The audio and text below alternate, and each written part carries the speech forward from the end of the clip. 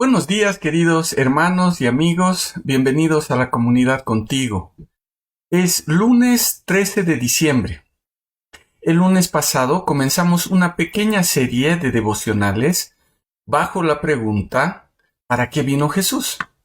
Creo que es un lindo tiempo para hacernos esa pregunta porque estamos a días de la Nochebuena. Y es bueno que podamos meditar en este tema para poder compartir el verdadero motivo de la encarnación de nuestro Señor Jesús. Entonces, comencemos el estudio de la palabra de Dios orando. Padre amado, te damos gracias por este tiempo que nos das. Gracias, Señor, porque podemos abrir tu palabra y podemos leerla y podemos también meditar en ella. Te pedimos, Señor, que tú nos hables y tú nos muestres en esta mañana lo que tienes para nosotros. En el nombre de tu Hijo amado. Entonces, como les decía, hace una semana comenzamos a responder la pregunta ¿para qué vino Jesús? Isaías 9, del 1 al 7 es el pasaje que comenzamos a estudiar. Y creo que es bueno volver a leerlo para continuar con nuestro estudio. Isaías 9, los versículos del 1 al 7. Y la palabra dice así: Sin embargo, no tendrá oscuridad la que estaba en angustia. En tiempos anteriores, Él la humilló. Él humilló la tierra de Zabulón y la tierra de Neftalí. Pero en tiempos posteriores, traerá gloria a Galilea de los gentiles, camino del mar y del otro lado del Jordán. El pueblo que andaba en tinieblas vio una gran luz. A los que habitaban en la tierra de sombra de muerte, la luz les resplandeció. Le aumentaste la gente y acrecentaste la alegría. Se alegrarán delante de ti, como se alegran en la siega, como se gozan cuando reparten el botín. Porque como en el día de Madián, tú has quebrado el yugo que cargaba, la vara de su hombro y el cetro que lo oprime. Todo calzado del que marcha con estruendo y el manto revolcado en sangre serán para quemar, pasto para el fuego. Porque un niño nos es nacido, un hijo nos es dado, y el dominio estará sobre su hombro. Se llamará su nombre Admirable Consejero, Dios fuerte, Padre eterno, Príncipe de paz. Lo dilatado de su dominio y la paz no tendrán fin sobre el trono de David y sobre su reino, para firmarlo y fortalecerlo con derecho y con justicia desde ahora y para siempre. El celo de Jehová de los ejércitos hará esto. El lunes vimos que Jesús vino a sacarnos de tinieblas a la luz. Y luego de que el pecado entró en el mundo, la humanidad entró en oscuridad. Estamos en tinieblas. Somos ciegos. Espiritualmente estamos muertos. Y no tenemos la capacidad de ver nuestra condición. Ahora, por medio de Jesús, el pueblo que andaba en tinieblas vio una gran luz y la luz resplandeció. La obra de Jesús en nuestras vidas hace que nuestros ojos sean abiertos, que se nos haga la luz. En los versículos previos de Isaías, en el capítulo 8, él escribe acerca de las personas que estaban en la oscuridad. Eran personas que buscaban espiritistas y buscaban adivinos, y no estaban buscando al Señor a través de su palabra. Dice que a esas personas no les había amanecido, aún estaban en la oscuridad de la noche. El Padre envió al Hijo, a Jesucristo, para que sea Él la luz, sea esa luz que alumbre y que pueda dar claridad. Vino a transformar nuestra realidad espiritual. Estábamos muertos, estábamos ciegos, en total oscuridad, y Él vino a abrir nuestros ojos para que entendamos nuestra condición y recibamos a Jesús como Señor y Salvador.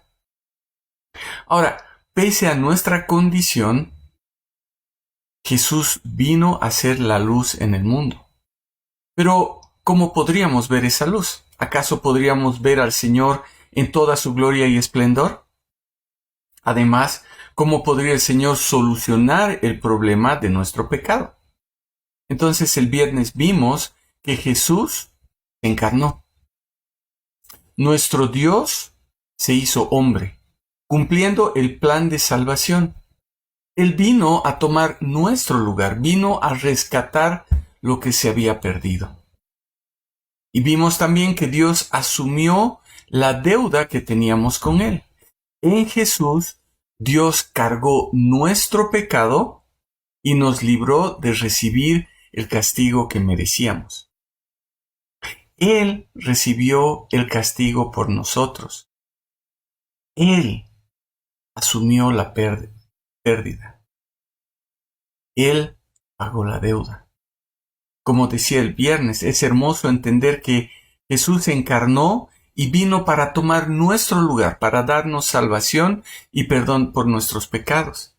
El Señor vino para restaurar la relación rota que teníamos con Él.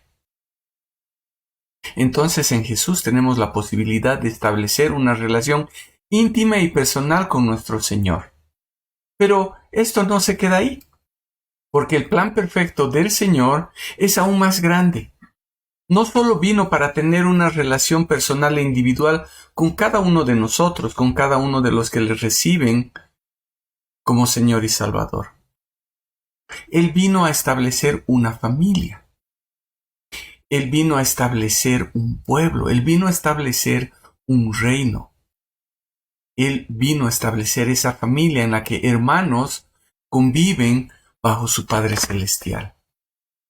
Vino a establecer su reino con todos los que han sido redimidos por medio de Jesús. Entonces, ¿para qué vino Jesús? Vino para establecer su reino.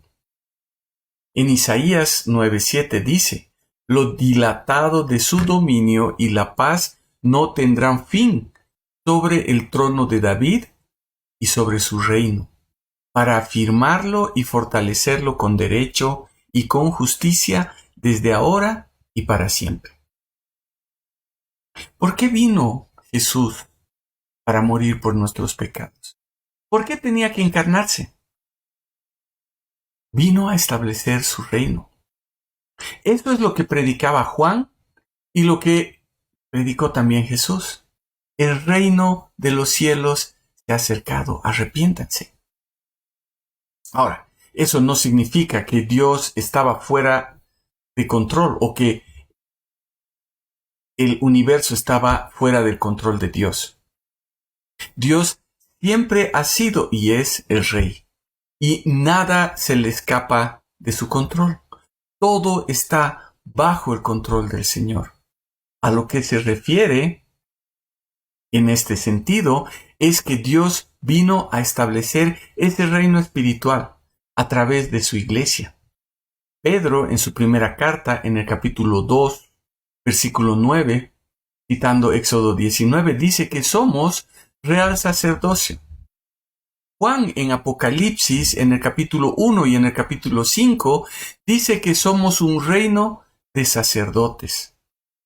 A través de su muerte y de su resurrección, a través de la fe en Cristo Jesús, Dios estableció la iglesia en la tierra, estableció su reino. Es lo que no entendieron las personas en el tiempo de Jesús. Y es lo que no entienden muchas personas en todo el mundo de todos los tiempos y también en nuestros días. En el tiempo de Jesús, muchos esperaron el establecimiento del reino terrenal con el advenimiento del Mesías y la liberación de la opresión romana. No entendieron que Jesús vino a establecer un reino espiritual.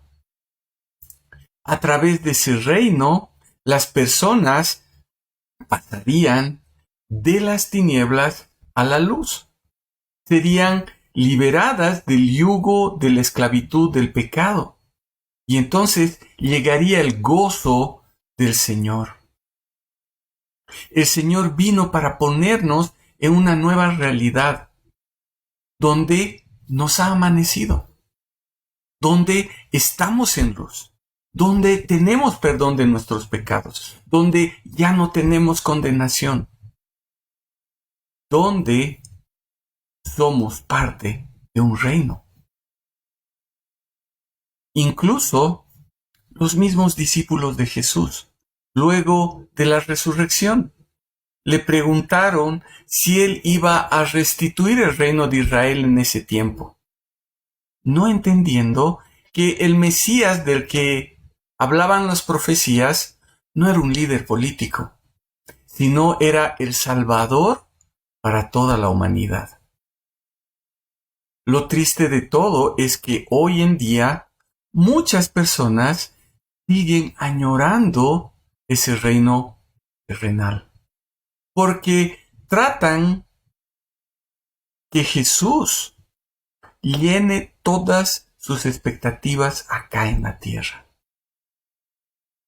Se acercan a Dios esperando que Él pueda bendecirles de forma material o que pueda quitar de sus vidas toda angustia o enfermedad. Se ha dado mucho énfasis a que Dios quiere que vivamos bien, que no vivamos como pobretones. Entonces, se exige a Dios que haga que nosotros vivamos como dignos hijos del Rey, como si se tratara de un reino terrenal, sin entender que esa no fue la razón por la que Cristo se encarnó.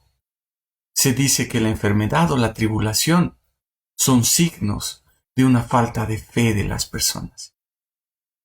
Y siguen esperando que ese reino que el Señor ha establecido sea un reino terrenal.